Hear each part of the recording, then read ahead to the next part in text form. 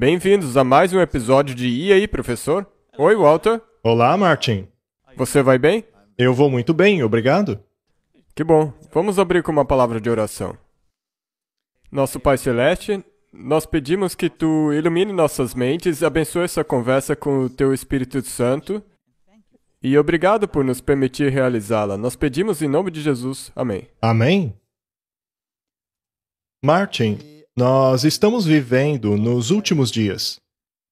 Eu também acredito que nós estejamos rumando velozmente para o clímax dos séculos. Portanto, é importante que compreendamos as questões envolvendo o fim do tempo da graça, a chuva serôdia e tudo o que se relacione a isso. Nós já tivemos 2 programas seguidos nos quais discutimos os eventos recentes, aquilo que está saindo no jornal, a guerra da Ucrânia, tudo isso. Mas nós sempre temos a preocupação de não perdermos o nosso ponto de apoio espiritual. Correto. Sendo assim, hoje estudaremos o Evangelho de João. Há muitos anos atrás, ou melhor, não tantos assim, acho que 4 anos, 5 anos, não é? O tempo voa. Eu preguei um sermão intitulado Apenas para os Teus Ouvidos. E hoje nós daremos uma olhada em coisas interessantes a respeito do Evangelho de João.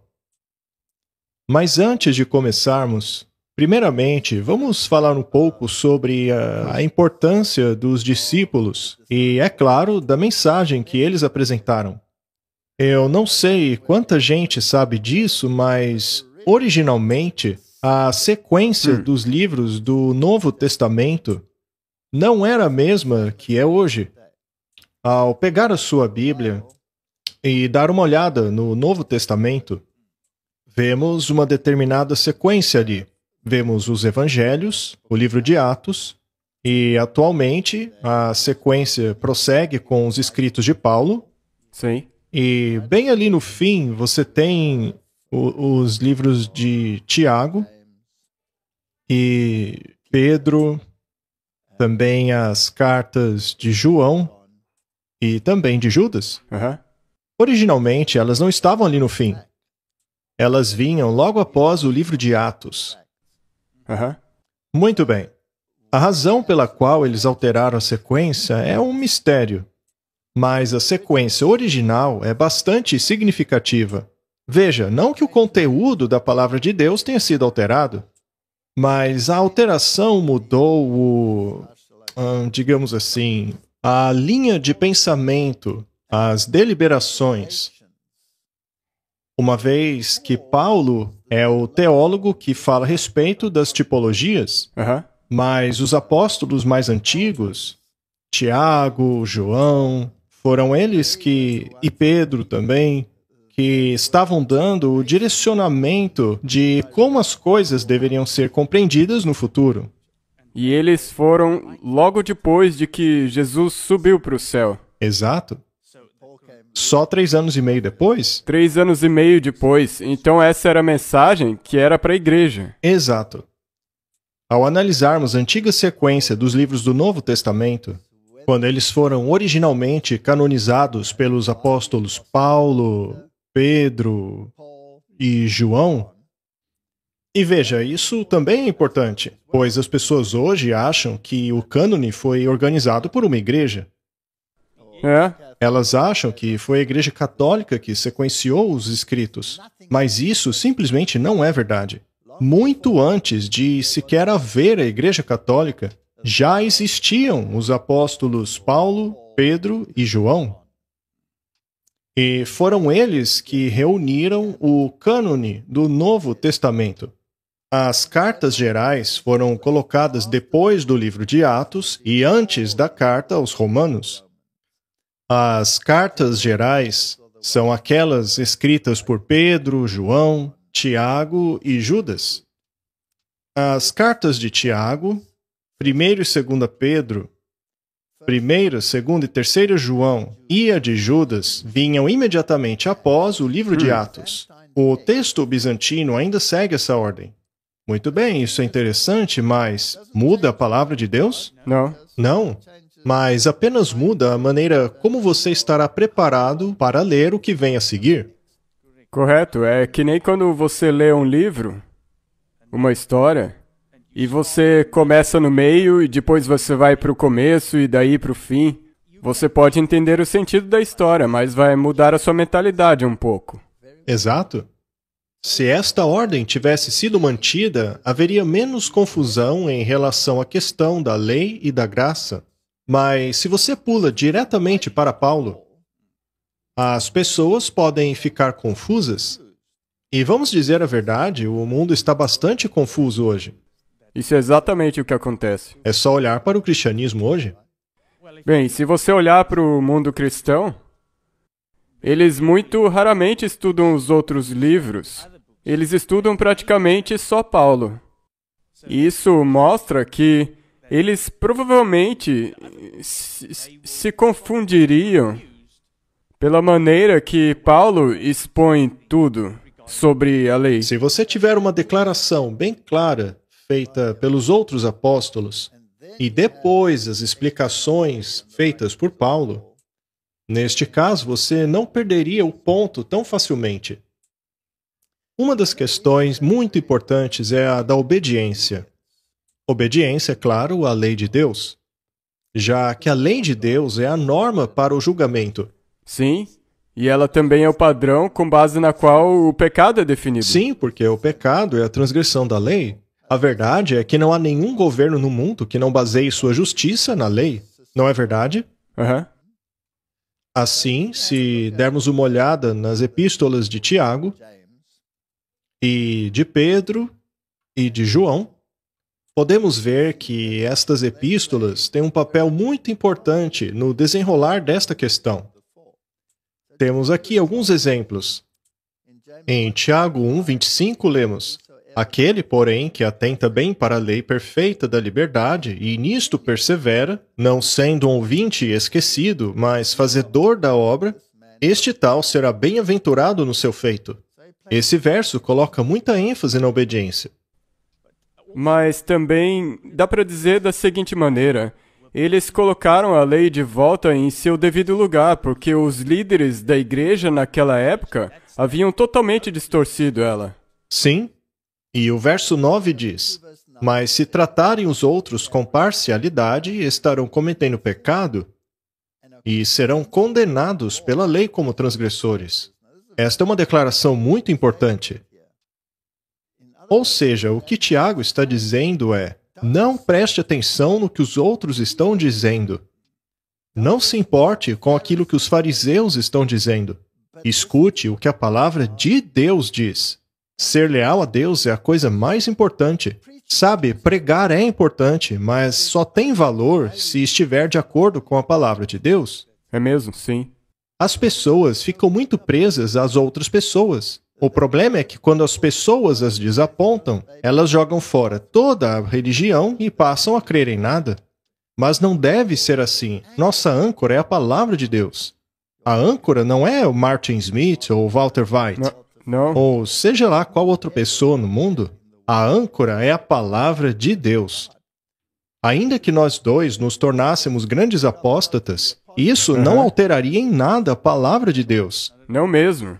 E, como nós sempre mencionamos, se houver apostasia na igreja, isso não necessariamente faz da igreja toda apóstata. Não, e também não anula a verdade. Portanto, tomem muito cuidado com isso. A norma daquilo que é certo é a lei de Deus. Um indivíduo pode facilmente tornar-se um transgressor ao seguir outro. Há muitos falsos pastores convincentes aí fora. O próprio Lúcifer foi muito convincente. Exato, até mesmo. Mesmo se você seguir o Espírito, você pode estar totalmente no erro se o Espírito não estiver de acordo com a lei. A lei é o testemunho, ou seja, a Bíblia toda. O verso 10 diz: Pois quem obedece a toda a lei, mas tropeça em apenas um ponto, torna-se culpado de quebrá-la inteiramente. Pois aquele que disse não adulterarás, também disse não matarás. Bem, eu acho que ficou muito claro aqui a qual lei ele se refere. Aos 10 mandamentos. Aos 10 mandamentos, com certeza. Se você não comete adultério, mas comete assassinato, torna-se um transgressor da lei. Eu já pensei sobre isso muitas vezes. A cobiça é exatamente o que o diabo fez no céu. Todo o pecado começou com a transgressão dos 10 mandamentos. Ele cobiçou a posição de Cristo. Cobiçar é quebrar os 10 mandamentos. Só que se você cobiça tomar o lugar de Deus, isso implica em quebrar o primeiro mandamento. Não tem outros deuses diante de mim. Não é? É mesmo. E isso é um tipo de idolatria, que é quebrar o segundo mandamento, que por sua vez é uma blasfêmia contra o nome de Deus, que seria quebrar o terceiro mandamento. E se você passa a questionar a autoridade de Deus, isso é nada mais, nada menos do que quebrar o quarto mandamento. É mesmo. E uma vez que Deus foi o Pai, o Criador de Lúcifer, ele também quebrou o quinto mandamento. Eventualmente, Lúcifer ficou tão irado com Deus que ele passou a desejar matá-lo. Foi o que ele fez na cruz com Jesus. Ele matou o seu Criador. Sendo assim, o que ele fez?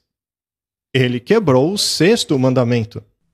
Satanás não adulterou espiritualmente. Sim. Ele não quebrou assim o sétimo mandamento. Ele também não foi ladrão e mentiroso. Desde o princípio. Que por sua vez são o oitavo e nono mandamentos. É mesmo. Ou seja, ele quebrou os 10 mandamentos. Verso 12. Falem e ajam como quem vai ser julgado pela lei da liberdade. Então lembre-se, este texto estava imediatamente após o livro de Atos. Ele contextualiza tudo. É mesmo. E se após isso você ler Paulo, que diz que é pela fé e não pelas obras que somos salvos, isso estaria contextualizado no que acabamos de ler? Exato. E é por isso que Martin Luther disse que qualquer um que conseguir casar Tiago e Paulo, no sentido de entender como eles se encaixam, vai poder entender como a graça funciona. Exato. Esta sequência é algo muito importante. É uma pena que ela foi alterada dessa maneira. Sim. Capítulo 4, verso 11. Irmãos, não falem mal uns dos outros. Quem fala contra o seu irmão ou julga o seu irmão, fala contra a lei e a julga. E se você julga a lei, não está a cumprindo, mas está se colocando como juiz. Este também é um verso muito interessante. Você pode acabar se tornando um fanático tão grande pela lei como os fariseus, que você se coloca como juiz. Você passa a olhar para os seus irmãos e irmãs dizendo: seus transgressores. O problema é que somos todos transgressores, não é? Sim. E quando passamos a criar definições não necessariamente baseadas na palavra de Deus, mas nas nossas opiniões, como os fariseus, por exemplo, então todo aquele que não faz exatamente o que você quer passa a ser um transgressor da lei. Então, deixemos o julgamento com Deus. Deixar com Deus, sim. Portanto, a visão que Tiago expõe aqui é muito equilibrada. Vamos agora a Pedro, que também costumava estar no início. Diz lá em 1 Pedro, capítulo 4, verso 17. Pois chegou a hora de começar o julgamento pela casa de Deus. E se começa primeiro conosco, qual será o fim daqueles que não obedecem ao Evangelho de Deus? Será que Pedro considerava a lei importante? Ah, com certeza. E ele disse, começa comigo. E então ele diz esse verso muito interessante, que muitas pessoas gostariam que não estivesse na Bíblia. E se ao justo é difícil ser salvo, o que dizer então do ímpio e pecador? Em outras palavras, seja humilde, não seja presunçoso. Não se coloque num pedestal. Essa palavrinha, presunção. 2 Pedro, capítulo 1, verso 3. Seu divino poder nos deu tudo de que necessitamos para a vida e para a piedade, por meio do pleno conhecimento daquele que nos chamou para a sua própria glória e virtude. Isto não engloba uma vida transformada? Sim, não basta simplesmente pronunciar, eu estou mudado. As suas obras e frutos têm que demonstrar isso. Ou seja, não podemos simplesmente dizer que Jesus pagou tudo e não resta absolutamente nada de minha parte a fazer. Não. Não fomos apenas chamados para a glória, que é o caráter e justiça de Cristo, mas também somos chamados à virtude. Temos que praticar isso. Sim, você tem que. 2 Pedro 2:21. Teria sido melhor que não tivessem conhecido o caminho da justiça, do que, depois de o terem conhecido, voltarem as costas para o santo mandamento que se lhes foi transmitido. Isso é bem claro, não é? Esse aqui não dá para distorcer. Em outras palavras, teria sido melhor não ter conhecido a justiça do que ter voltado as costas ao que foi entregue em termos da obediência e todas essas questões? Mas a Bíblia é interessante, porque você não pode agora dizer, então é melhor nem evangelizar, porque se eles nunca soubessem disso, eles seriam salvos. Sim, mas se eles nunca tivessem sabido, eles provavelmente, muito provavelmente, estariam perdidos também. Mas também existe um verso na Bíblia que diz, se você não contar a eles, o sangue deles cairá sobre você. É isso mesmo. Sabe, há também uma citação no Espírito de Profecia que diz: quase, mas não completamente salvo, é o mesmo que totalmente perdido. É. Muito bem colocado, não é? Vamos agora a João. Mas comecemos pelo Evangelho de João. Este é Jesus falando. Aquele que tem os meus mandamentos e os guarda, este é o que me ama. E aquele que me ama será amado de meu Pai, e eu o amarei e me manifestarei a ele. Esta é uma promessa. É. Se você quiser que Jesus se manifeste, tornando conhecido os seus princípios, então é melhor você guardar os mandamentos. E também é importante lembrar aqui que é Ele que te empodera, que te dá poder para guardar os mandamentos dele. E daí ele pode se manifestar. Exato. Leiamos agora as próprias palavras de João. Aquele que diz, eu o conheço, mas não obedece aos seus mandamentos, é mentiroso, e a verdade não está nele. Suponha que você tenha lido a Bíblia nesta sequência, e tenha sido apresentado a elas desta forma. Será que você ficaria confuso quando Paulo diz que você não é salvo pela lei, mas pela graça? Não, porque você já saberia, ok, a lei é importante. E então, quando Paulo diz isso, ele está tentando te dizer, não deixe que o guardar a lei se torne uma atividade humana. O guardar a lei deve ser uma atividade divinamente manifestada. Vamos ao livro de Judas, no verso 3. Amados, embora estivesse muito ansioso por lhes escrever acerca da salvação que compartilhamos, senti que era necessário escrever-lhes insistindo que batalhassem pela fé de uma vez por todas, confiada aos santos. Pois há certos homens, cuja condenação já estava sentenciada há muito tempo, infiltraram-se dissimuladamente no meio de vocês. Estes são ímpios e transformam a graça de nosso Deus em libertinagem e negam Jesus Cristo, nosso único soberano e Senhor. Será então possível transformar a graça de Deus em algo condenável? Infelizmente, sim. As pessoas conseguem transformar isso numa condenação. Muito bem. Então, estes são os textos que vinham imediatamente após os evangelhos. Eles são bastante claros. Vamos agora ao Evangelho de João. Sabe, eu acho o Evangelho de João fascinante. Este é um pequeno resumo. Vamos ler. O Evangelho de João é diferente dos evangelhos sinóticos, ou seja, os evangelhos de Mateus, Marcos e Lucas. Estes são os evangelhos sinóticos. Eles basicamente são testemunhos oculares, junto com um pouco de história, que nos dizem exatamente o que aconteceu. Eles exibem muitos dos ensinamentos e da metodologia utilizada por Jesus. Elas foram nos apresentadas por 3 testemunhas. Ah, e por 2 ou 3 testemunhas toda a palavra será estabelecida, não é? Muito bem. Mas o Evangelho de João é totalmente diferente. Este Evangelho se preocupa fundamentalmente com a última semana de Jesus aqui na Terra. E este Evangelho contém muitas porções que não estão lá nos outros Evangelhos. O Evangelho de João não apresenta parábolas. Isso é interessante, não? É. Ele relata 7 milagres de Jesus, dos quais apenas 2, que por sua vez são a alimentação dos 5.000 e o caminhar pela água, estão nos outros evangelhos também. Interessante? É. Os milagres relatados por João testificam da divindade de Cristo em uma maneira especial. O Evangelho de João tem uma ênfase diferente.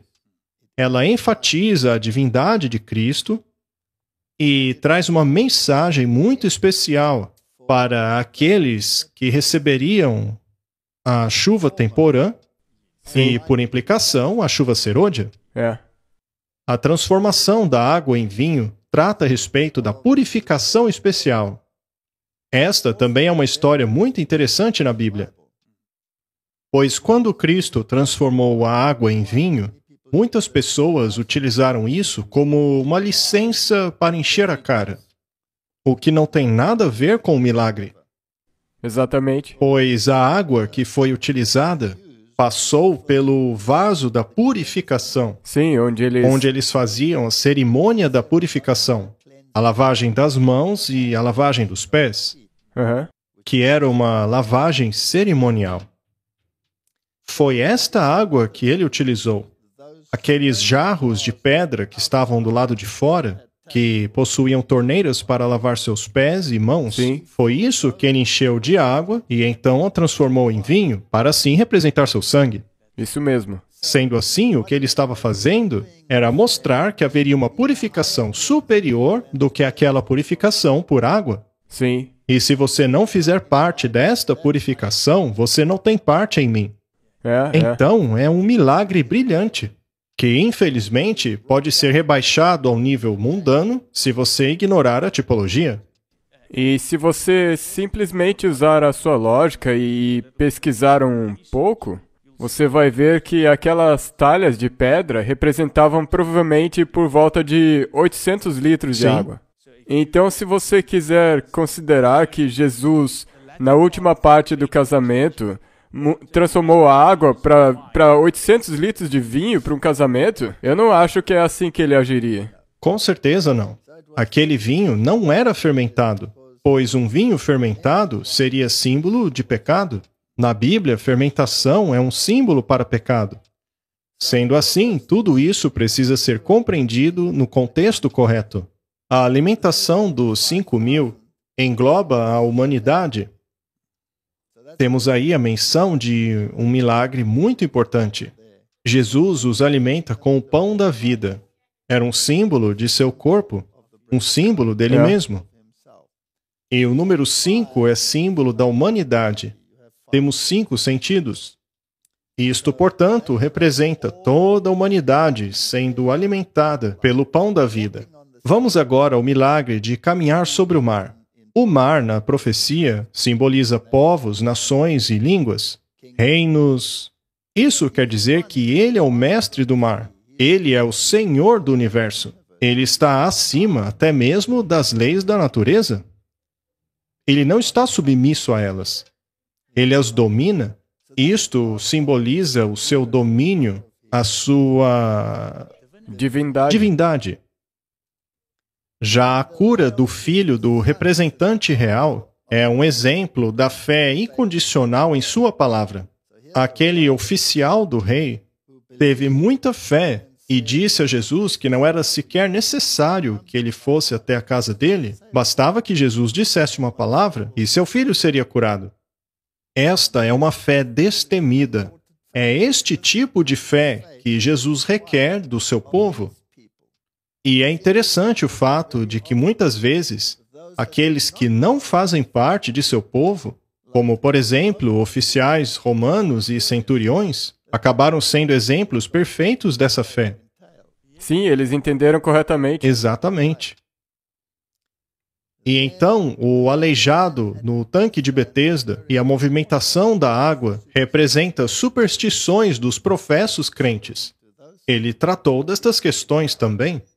Já a cura do homem cego é um testemunho aos líderes da igreja e a ressuscitação de Lázaro coroa tudo isso. Basicamente, esta é a ênfase do Evangelho de João. Mostrar a divindade de Cristo. Mas também há outras coisas em João que precisamos olhar com bastante cuidado. Por exemplo, por que o livro não apresenta parábolas? Uma vez que todos os evangelhos sinóticos apresentam parábolas, por que não o evangelho de João? Bem, o próprio Jesus disse que as parábolas eram para os desinformados, mas para o seu povo ele falava claramente. A parábola é um método brilhante de ensino. Ela permite que o ensinamento não seja direto demais, o que poderia resultar em muita consternação.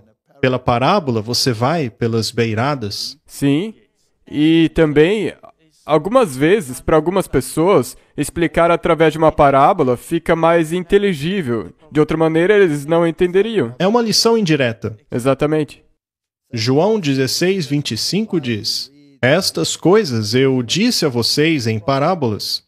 Porém, chega a hora em que não vos falarei mais por parábolas, mas abertamente vos falarei acerca do Pai. Portanto, o Evangelho de João é uma conversa direta. É um testemunho bastante direto. E é interessante que foi justamente este testemunho que enfureceu os fariseus.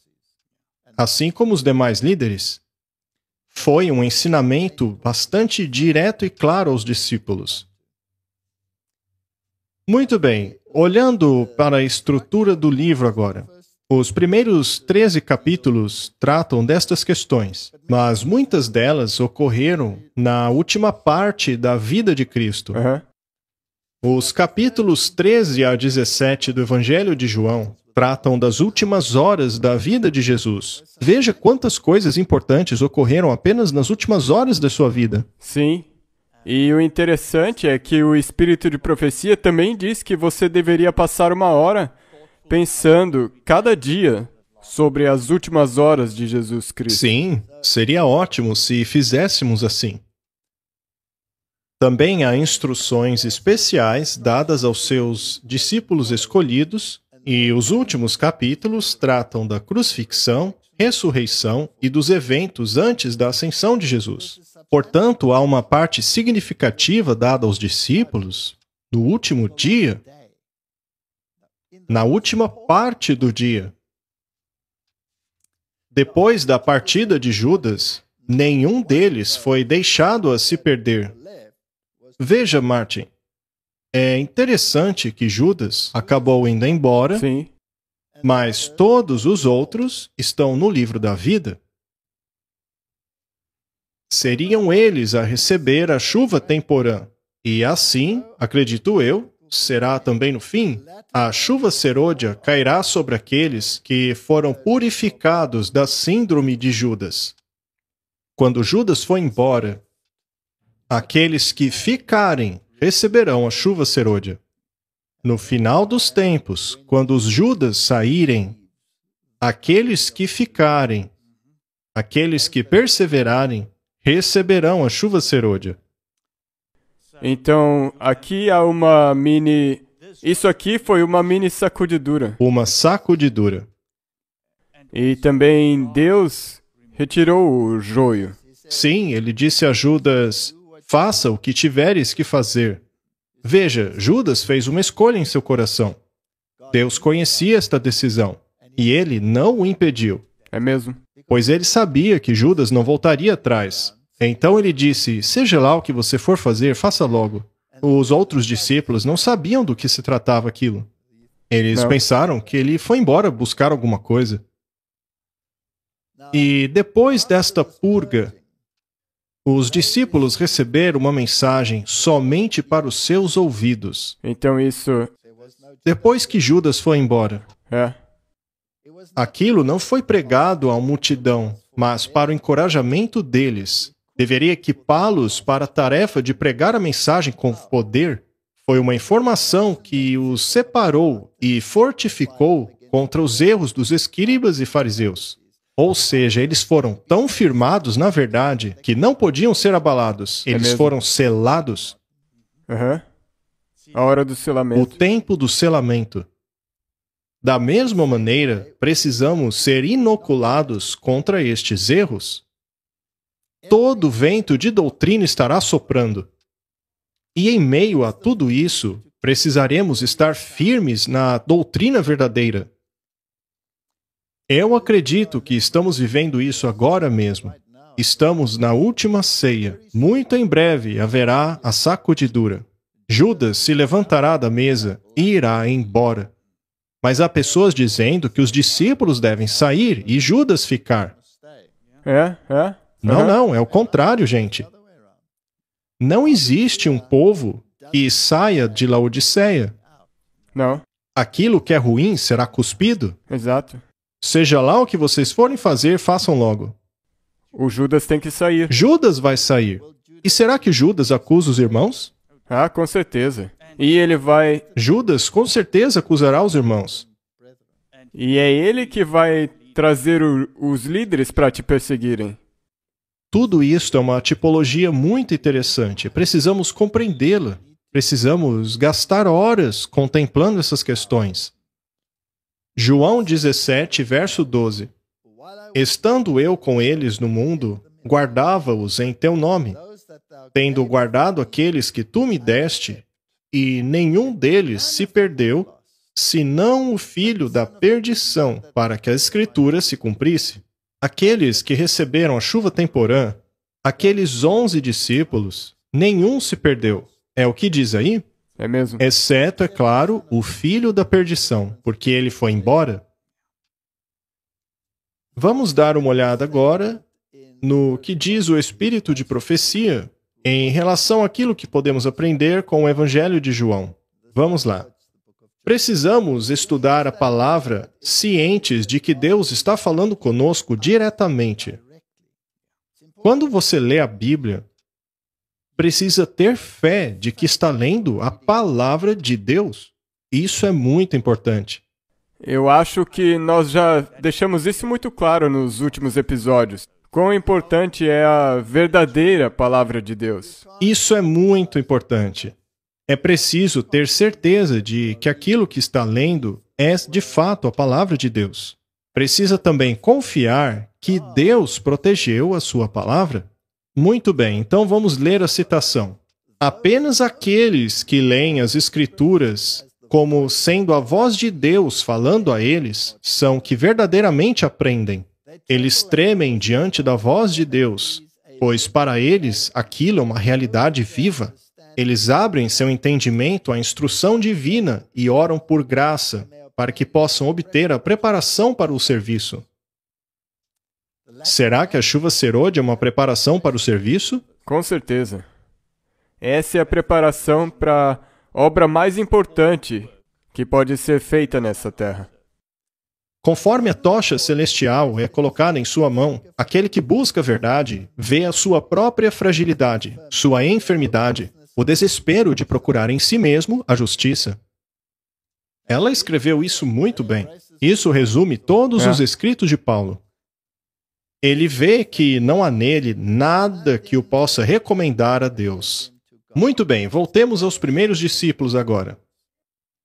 Naquela última ceia, eles tiveram 3 anos e meio de educação na Universidade de Cristo. Sim. E eles eram perfeitos? Não.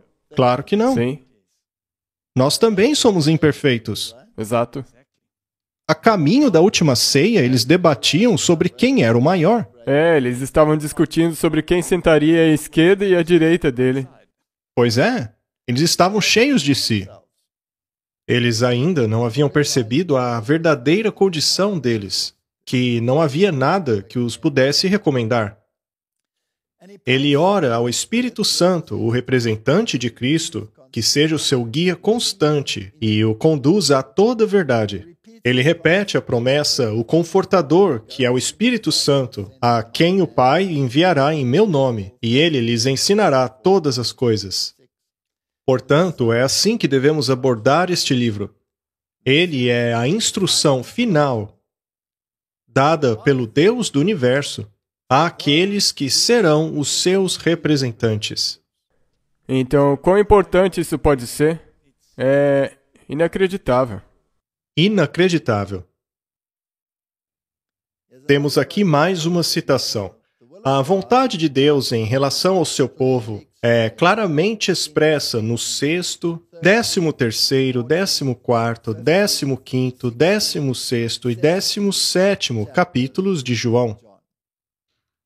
É esta parte em que Jesus fala aos seus discípulos de maneira intensa, instruindo-os naquilo que é importante em relação à sua missão. E então vem os capítulos que falam da crucificação em si. Portanto, precisamos compreender o 6º, 13º, 14º, 15º, 16º e 17º capítulos de João. O antídoto divino para o pecado no mundo todo está contido no Evangelho de João. Aquele que comer a minha carne e beber o meu sangue, Cristo declarou, tem a vida eterna, e eu o ressuscitarei no último dia. Ou seja, se não internalizarmos o caráter de Jesus, que está incorporado na obediência a todos os requerimentos de Deus, então perdemos o barco. E também se refere aos últimos dias. Então, essas palavras que Jesus disse aos discípulos ali, tipologicamente, elas são para nós ao nos aproximarmos do último dia. E é por isso que precisamos estudar isso. Ele pode morrer assim como Cristo morreu, mas a vida do Salvador está nele. Sua vida está escondida com Cristo em Deus. Eu vim para que tenham vida, disse Jesus, e para que a tenham mais abundantemente. Ele leva adiante o grande processo pelo qual os crentes são tornados um com Ele em sua vida presente, para serem um com Ele através de toda a eternidade. Algumas pessoas podem vir a morrer, mas se temos Cristo em nós, então não estamos mortos, temos a vida eterna. Eu estava pensando outro dia sobre quando Deus disse que o dia em que do fruto comerdes, você certamente morrerá. Sabe, aquilo, na verdade, foi uma declaração de misericórdia.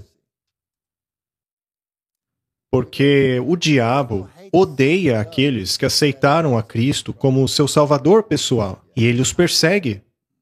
Não os deixa em paz. Ele tenta destruí-los e torna suas vidas uma miséria. Portanto, o caminhar deste mundo aqui possui muitos buracos.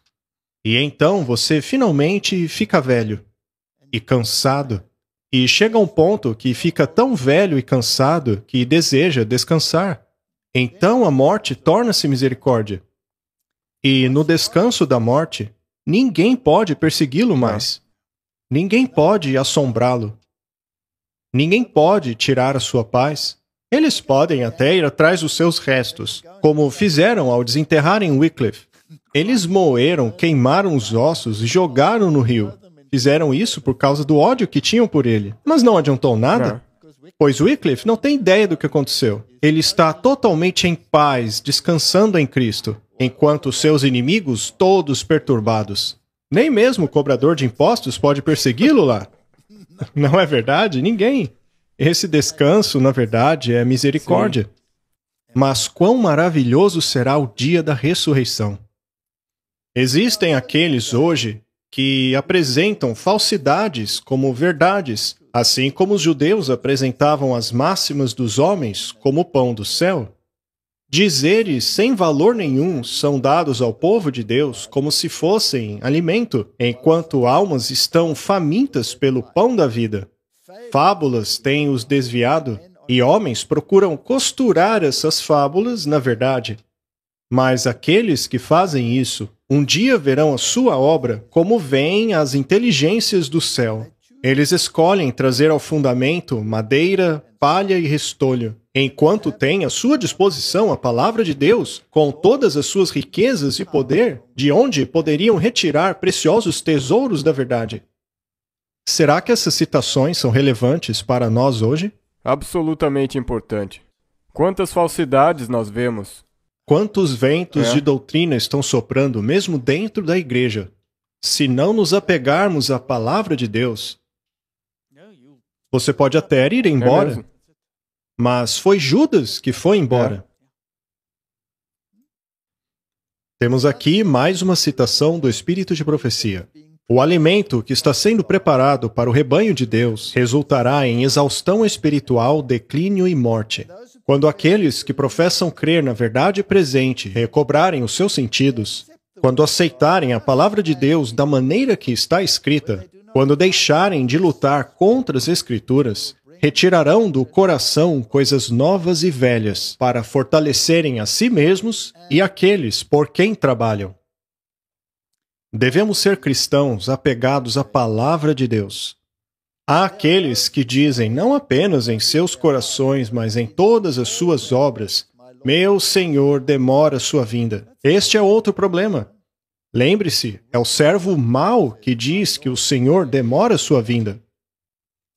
Pelo fato de a vinda de Cristo já ter sido anunciada há muito tempo, eles concluem que algum engano foi cometido.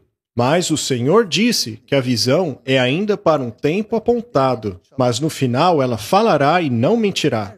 Pode demorar, mas espere por ela, pois ela certamente se cumprirá. Ela não demorará após o tempo da mensagem ser levada a todas as nações, línguas e povos? Iremos nós, que alegamos sermos estudantes das profecias, esquecermos de que a paciência de Deus com os perversos é parte do vasto e misericordioso plano pelo qual Ele está procurando conduzir as almas à salvação? Seremos nós contados entre aqueles que, tendo cessado de cooperar com Deus, são achados dizendo, o meu Senhor retarda sua vinda? Não podemos cair nessa armadilha, Martin. Precisamos continuar pregando, Ele está vindo. Muito em breve. Muito em breve. É por isso que precisamos achar o equilíbrio. Precisamos encontrar o equilíbrio entre aquilo que acontece no mundo hoje, que mostra que estamos quase lá. Mesmo? Mas, ao mesmo tempo, precisamos daquela fortificação espiritual necessária para o tempo em que Ele estiver às portas. Realmente. Acho que chegou o momento de estudarmos o livro de João, não é? Sim, é aqueles capítulos que nos é aconselhado a estudar. Exato. Vamos dar uma olhada rápida em outras coisas também. Quando lemos o Evangelho de João, vemos imediatamente qual é a intenção de João. Conforme já dissemos aqui algumas vezes, o livro começa dizendo no início. Que outro livro começa assim também, Martin? Gênesis. Gênesis. Sabe, eu gosto muito dessas pequenas conexões que encontramos. No princípio era a palavra, e a palavra estava com Deus, e a palavra era Deus. E então ele fala da testemunha, e que essa testemunha foi João Batista. E ele testifica. E no verso 11, que aliás é o início de um novo parágrafo, diz assim: veio para o que era seu, e os seus não o receberam. Mas a todos quantos o receberam, deu-lhes o poder de serem feitos filhos de Deus, aos que creram em seu nome, os quais não nasceram do sangue, nem da vontade da carne, nem da vontade do homem, mas de Deus. Não há razão para sermos presunçosos. Somos salvos porque Deus nos resgatou, pois todos estávamos desviados. Foi Deus que nos chamou de volta. Então toda honra e glória pertencem a Deus. E a palavra se fez carne e habitou entre nós, e vimos a sua glória como a glória do unigênito do Pai, cheio de graça e de verdade. Este é João escrevendo, e não mais um filho do trovão.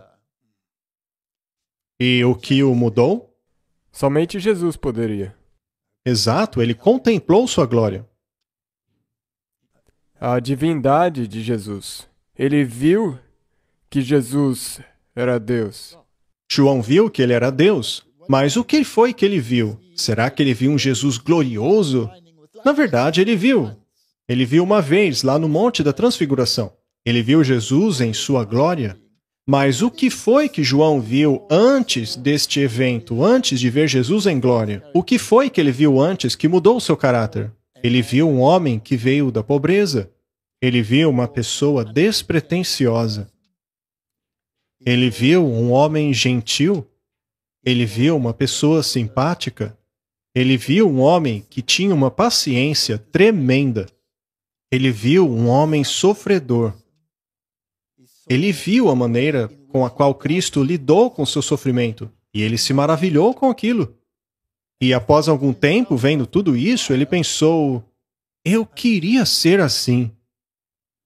Eu sou um filho do trovão. Eu queria tanto ser como ele. Então, o que João viu foi o caráter de Jesus. É mesmo. E ele também viu a humildade, porque se você é o filho do trovão, digamos que a humildade não é uma virtude principal em você. Se você sempre se inflama e tem o pavio curto, eu consigo me identificar com isso, como eu costumava ser. Você tem pavio curto, Martin? É, tão curto quanto eu.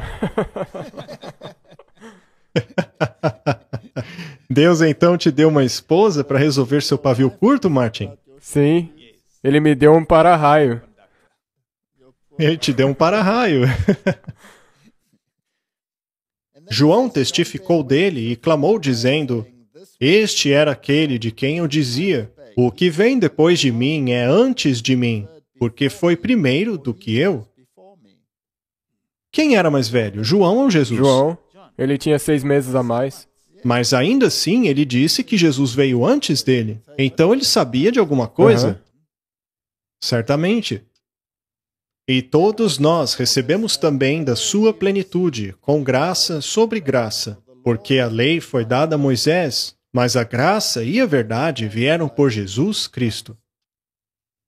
Então, basicamente, o que ele está dizendo é o seguinte: a lei, ou seja, o livro de Moisés, o Pentateuco, refletia Jesus e o que ele faria por nós, mas a realidade, a substância, foi manifestada em Cristo. É lindo, não é? Sendo assim, o capítulo 1 trata de quem é Cristo. Cristo é Deus.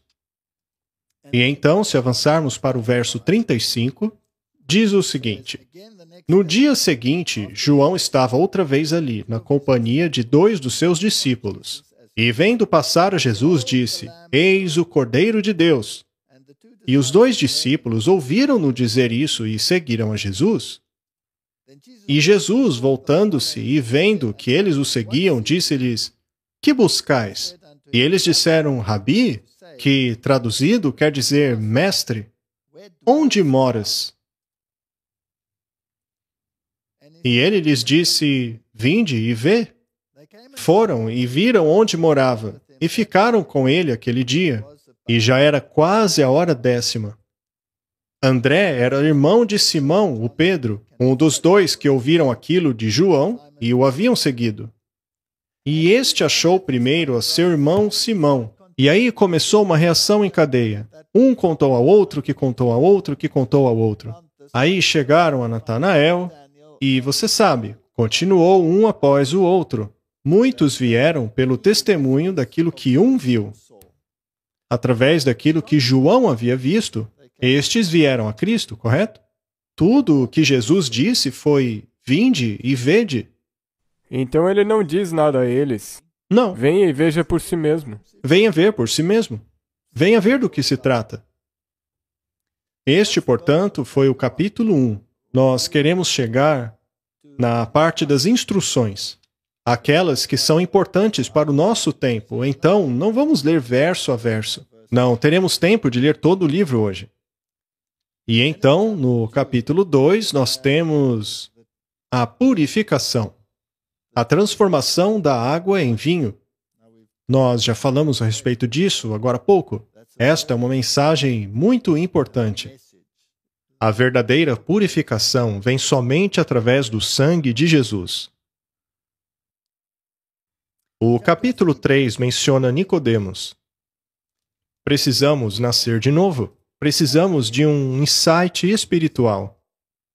E este assunto é algo fascinante. Ele lida com tantos aspectos com a questão de quem é Jesus. O verso 7 nos diz assim: não se surpreenda pelo fato de eu ter dito que é necessário que vocês nasçam de novo. É um nascimento espiritual. E se formos ao verso 14, ele diz: e como Moisés levantou a serpente no deserto, Assim importa que o Filho do Homem seja levantado. Esta foi uma pista importante. Ele tinha que internalizar aquilo. E quando aconteceu a crucifixão, ele compreendeu. Cristo havia se tornado pecado por nós. Os discípulos fugiram, mas Nicodemos se lembrou desta declaração de Jesus. Mas ainda há muitas lições importantes a seguir, para que todo aquele que nele crê não pereça, mas tenha vida eterna. Verso 16. Porque Deus amou o mundo de tal maneira que deu o seu Filho unigênito, para que todo aquele que nele crê não pereça, mas tenha vida eterna. Porque Deus enviou o seu Filho ao mundo não para que condenasse o mundo, mas para que o mundo fosse salvo por ele. Estas provavelmente são as palavras mais famosas do Evangelho de João. Talvez até da Bíblia inteira. Bem, é o resumo do caráter de Deus na Bíblia. É a diferença entre a verdadeira religião e a falsa religião. Qualquer religião que não aceita isso tem um conceito errado do caráter de Deus. O que é triste. É mesmo? Depois de termos lido o que Jesus disse a Nicodemos, e isso é muito importante, porque no verso 18 ele diz a Nicodemos: quem crê nele não é condenado, mas quem não crê já está condenado, porquanto não crê no nome do unigênito Filho de Deus. Isso tem a ver com caráter. O nome tem a ver com caráter. Se você não compreende Jesus, você não compreende o caráter de Deus. E este é o foco de João. O filho do trovão olhou para Jesus e percebeu que o seu próprio caráter era defeituoso. É importante, como você disse, perceber que aqui está falando do caráter, não da pronúncia do nome dele. Agora, Jesus disse estas Exatamente. coisas porque quando você lê aqui no Evangelho de João, as palavras estão em vermelho. É Jesus falando. Agora, vamos para outra testemunha. Vamos para João Batista. Vá lá para o verso 22. E também o verso 23. Eu cheguei a sublinhar esses versos aqui na minha Bíblia. Se trata de apenas um parágrafo. Diz assim: depois disto, foi Jesus com seus discípulos para a terra da Judéia, e prolongou-se ali com eles e batizava.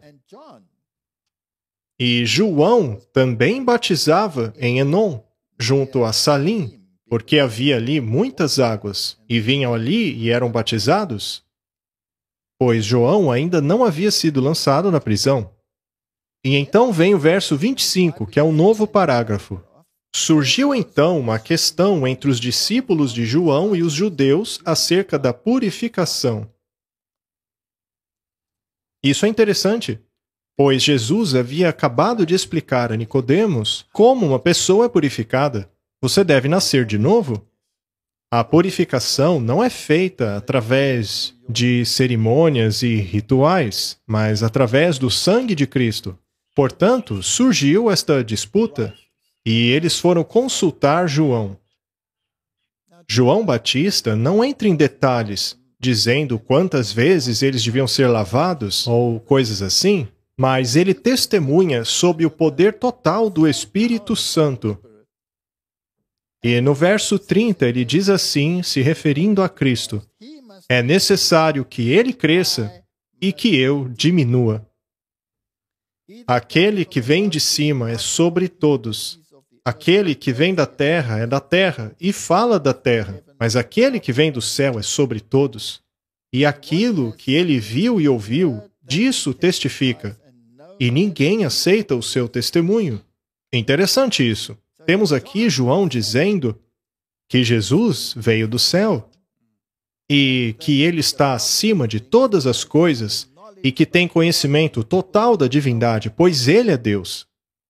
E então ele diz que ninguém aceitou o seu testemunho. Se o Espírito não o convence, Não, então exatamente. precisamos nascer de novo. Eu quero mencionar que nós não devemos nos confundir aqui. Esse João falando aqui é o João Batista. Exato.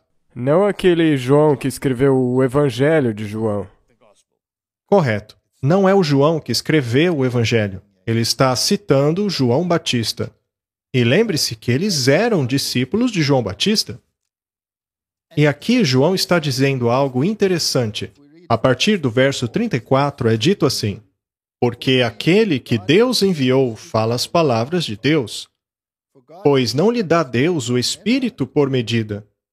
O Pai ama o Filho e todas as coisas entregou nas suas mãos.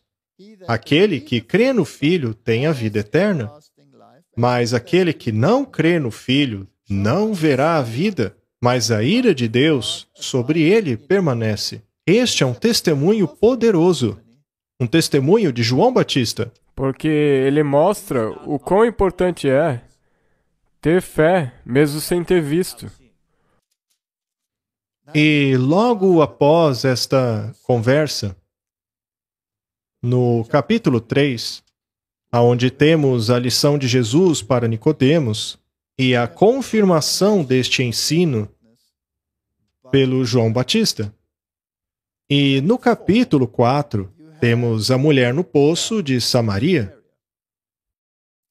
Portanto, estamos indo do povo de Deus e seus representantes Nicodemos e aqueles que estavam ouvindo a mensagem de João Batista para os desprezados samaritanos. A história está no Evangelho de João para mostrar que Jesus não faz acepção de pessoas. Diferentemente do que os judeus teriam feito, a próxima história trata desta mulher, e mulher na Bíblia é símbolo de igreja.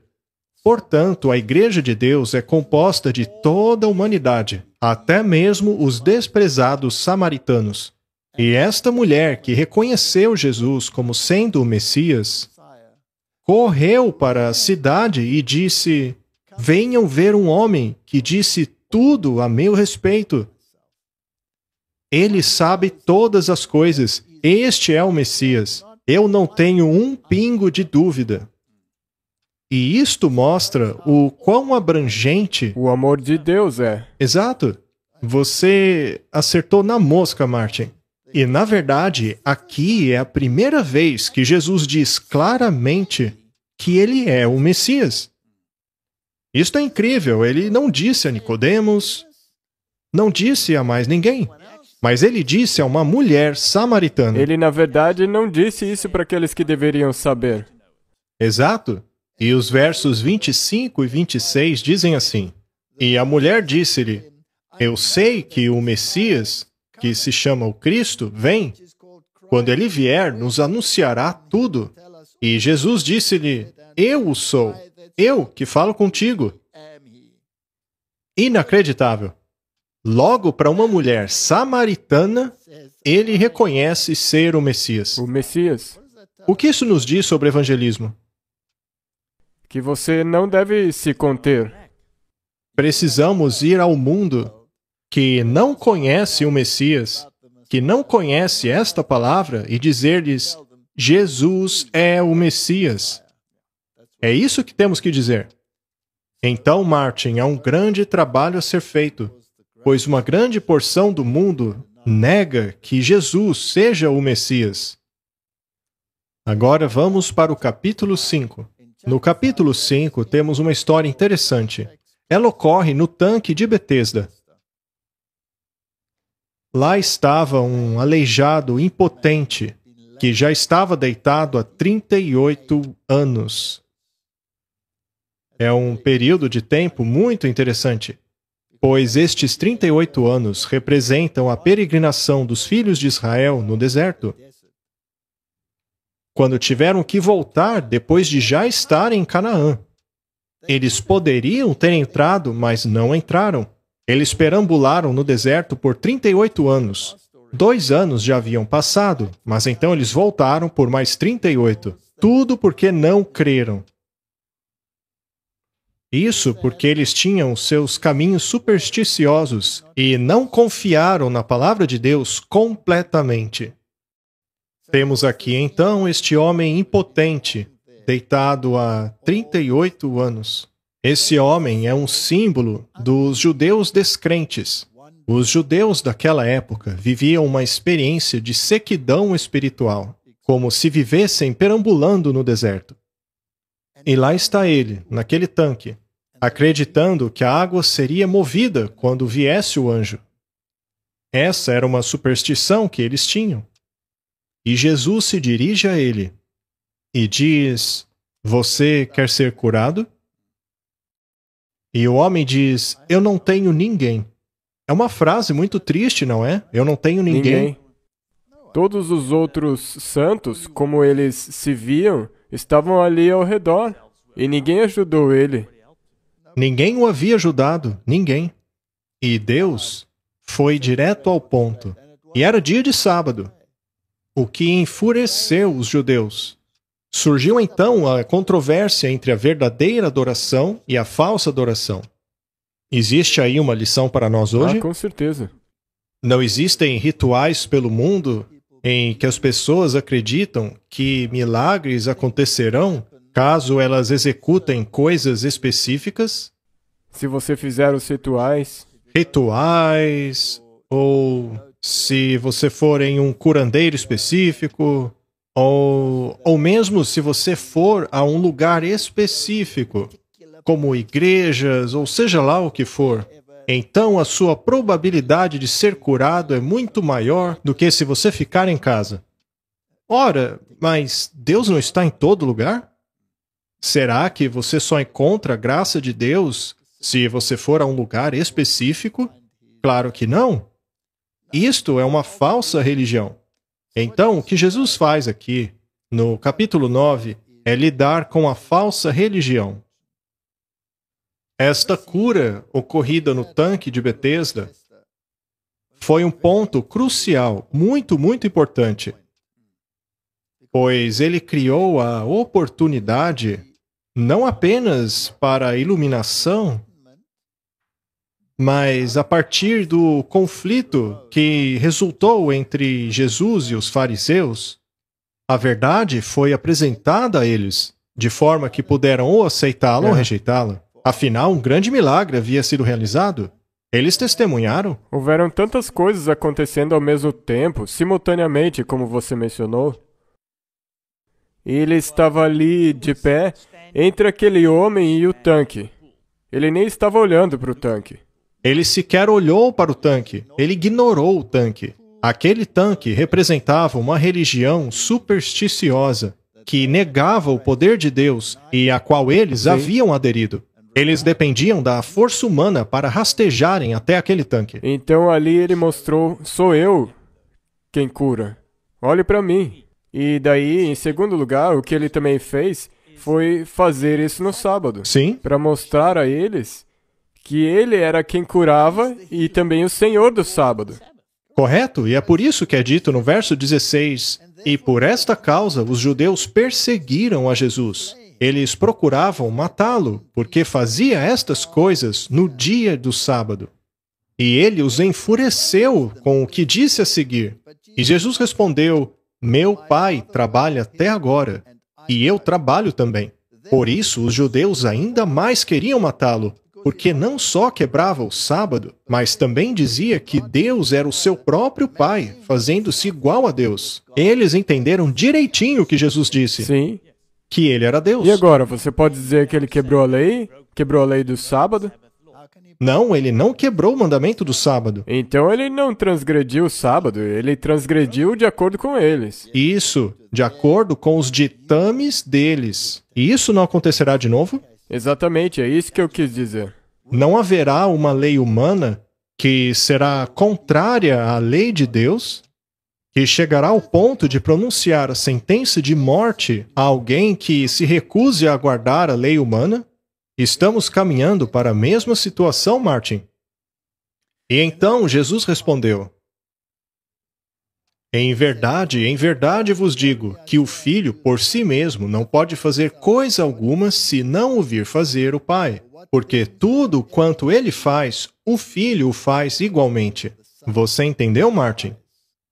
Eles têm o mesmo poder, a mesma autoridade, eles têm a mesma mentalidade. E então ele continua: porque o Pai ama o Filho e mostra-lhe tudo o que faz, e ele lhe mostrará maiores obras do que estas, para que vos maravilheis. Ele agora está falando a respeito das obras. Eles haviam acabado de testemunhar um milagre tremendo. Pois assim como o Pai ressuscita os mortos e os vivifica, assim também o Filho vivifica aqueles que quer. E também o Pai a ninguém julga, mas deu ao Filho todo o juízo, para que todos os homens honrem o Filho, assim como honram o Pai. Quem não honra o Filho, não honra o Pai que o enviou. Só se pode ir ao Pai por meio de Cristo.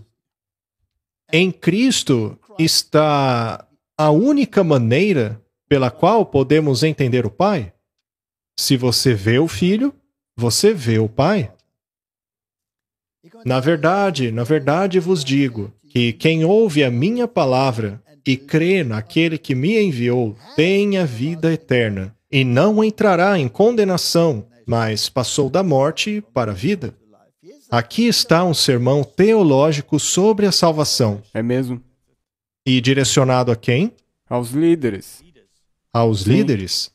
Portanto, este confronto foi suscitado para levar uma realidade teológica, um discurso para os judeus, para seus líderes.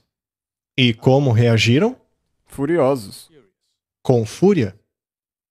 E então ele confirma ser a ressurreição e a vida. Em verdade vos digo que vem a hora, e agora é, em que os mortos ouvirão a voz do Filho de Deus, e os que a ouvirem viverão. Porque como o Pai tem a vida em si mesmo, assim deu também ao Filho ter a vida em si mesmo. E deu-lhe o poder de exercer o juízo, porque é o Filho do Homem. O Filho do Homem é um título encontrado no livro de Daniel. Eu vi um como Filho do Homem dirigir-se até o Ancião de Dias. Esta é uma cena de julgamento ocorrendo no céu. Então, estes dois títulos, Filho de Deus e Filho do Homem, é exclusivo de Cristo. É isso mesmo. Não vos maravilheis disto, porque vem a hora em que todos os que estão nos sepulcros ouvirão a sua voz. Os que fizeram o bem sairão para a ressurreição da vida, e os que fizeram o mal para a ressurreição da condenação. Ele está passando a eles uma lição teológica, o que enfureceu os saduceus, que não acreditavam na ressurreição. Verdade, ele cobriu todo mundo com isso. Muito bem. Não temos nós religiões semelhantes hoje? Algumas religiões podem não acreditar na ressurreição, mas acreditam na reencarnação. Temos aqui teologia da melhor qualidade. Ela nos revela a posição do Filho, nos diz que o julgamento foi dado a ele, nos diz que o poder da ressurreição está em sua palavra, que a ressurreição ocorrerá no último dia e que há duas ressurreições. Aqui não é mencionado o detalhe que estas ressurreições são separadas por um período de 1000 anos, mas isso está claro no livro de Apocalipse. Portanto, este assunto é perfeitamente compreensível. Vamos agora para o próximo verso. Se eu testifico de mim mesmo, o meu testemunho não é verdadeiro. É necessário mais que uma testemunha. E isso é muito importante. E há outro que testifica de mim. Eu sei que o testemunho que ele dá de mim é verdadeiro. Vós mandastes mensageiros a João, e ele deu testemunho da verdade. Eu, porém, não recebo testemunho de homem, mas digo isso para que vocês possam ser salvos. João era uma candeia que queimava e irradiava luz. E durante certo tempo, vocês quiseram alegrar-se com a sua luz. Jesus acabara de realizar um milagre poderoso. E agora ele testemunhava de si mesmo a eles. Ele disse, tudo bem, vocês não acreditam no meu testemunho, que eu sou o caminho, a verdade e a vida. De que eu tenho o poder da ressurreição à minha disposição, porque eu e o Pai somos um. Eu sou Deus. Eles tinham entendido que ele havia dito isso. E agora ele traz o testemunho de João.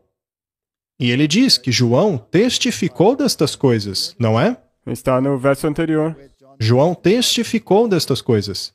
E então ele diz no verso 36, mas eu tenho maior testemunho do que o de João, porque as obras que o Pai me deu para realizar, as mesmas obras que eu faço, testificam de mim que o Pai me enviou. E o Pai que me enviou, ele mesmo testificou de mim. Vós nunca ouvistes a sua voz, nem vistes o seu parecer, e a palavra dele não permanece em vós, porque vocês não creem naquele que ele enviou. Ele está dizendo aqui que há testemunhas que testificam do fato de que ele é aquele que alega ser. Primeiro, ele fala de si mesmo. Ele diz, tudo bem, vocês não creem nesse testemunho porque sou eu falando de mim mesmo. Mas e quanto a João? Sim. Vocês se alegraram com a luz dele. Pois bem, ele testificou de tudo que eu digo. Mas vocês não creem nele? Sim. Porque não querem crer em mim. Eis o Cordeiro de Deus. E então ele menciona suas obras. As minhas obras testificam de que sou aquilo que alego ser. Você já viu um aleijado levantar e andar apenas por obedecer o meu comando? Justamente no 7º dia que vocês estão contestando, me acusando de quebrar a lei? Eu estou mostrando a vocês, eu sou o Senhor do sábado. Eu criei vocês. Vocês guardam o sábado porque eu criei os céus, a terra e tudo que neles há. Eu lhes ordenei guardar o sábado. Ainda assim, vocês não querem acreditar em mim, mesmo eu tendo curado alguém que estava aleijado por 38 anos.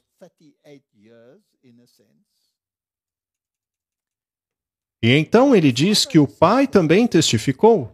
Mas quando foi que o Pai testificou? No batismo.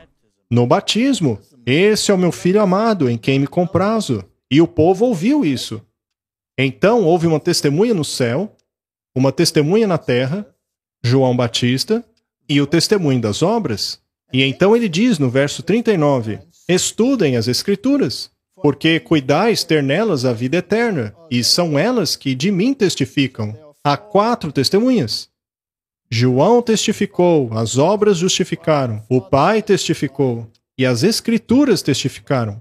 Não resta dúvidas a respeito desta questão. Agora, Martin, que lançamos a base para a mensagem que deve vir ao povo de Deus, para prepará-lo para a chuva serôdia, que está inserido na mensagem para os discípulos que receberiam a chuva temporã. Eu acho que deveríamos dar uma pausa e continuar com o tema num próximo episódio. Você concorda? Obrigado. Vamos fazer isso. Você pode orar? Claro. Querido Pai, as riquezas e a beleza do Evangelho de João, que apresentam essas 4 grandes testemunhas, testificam da verdade. Que neste ponto sequer ainda incluem os testemunhos dos discípulos. Elas lançam fundamento para aquilo que virá. Que possamos internalizar estas palavras. Nos ajude a crer nelas de todo o nosso coração, de toda a nossa mente, porque seu testemunho é verdadeiro. Prepara-nos, Senhor, para o tempo em que o conflito final ocorrer. Esta é a minha oração em nome de Jesus. Amém. Amém.